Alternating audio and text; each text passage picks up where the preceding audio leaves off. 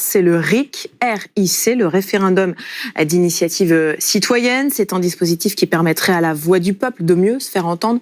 On en parle avec Justine Sago. Bonsoir Justine, qu'est-ce que c'est exactement le RIC ?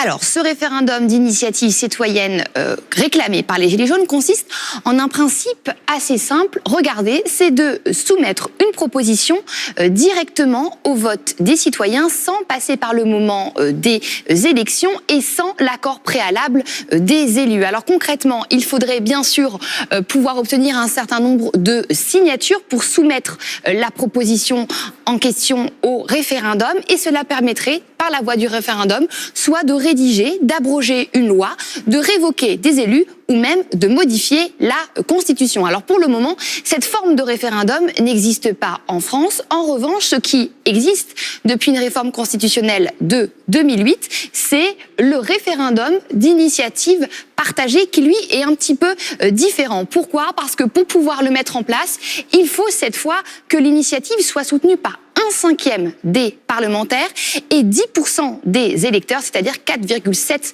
millions de personnes, des conditions qui sont donc assez restrictives. Pour le moment, ça n'a jamais été mis en œuvre. Alors, ce référendum d'initiative citoyenne, qu'en pense Emmanuel Macron ? Dans son discours de juillet 2017, il disait vouloir donner plus de place à l'expression directe des citoyens. Alors, difficile de savoir s'il sous-entendait oui ou non cette idée de référendum. Une chose est sûre, l'opposition, elle, a déjà évoqué cette idée, notamment Jean-Luc Mélenchon. Il parlait dans son programme d'un référendum révocatoire. Quant à Marine Le Pen et Nicolas Dupont-Aignan, ils ont déjà évoqué lors de prises de parole publiques l'idée d'un référendum d'initiative citoyenne, mais à une condition, obtenir au préalable 500 000 signatures d'électeurs.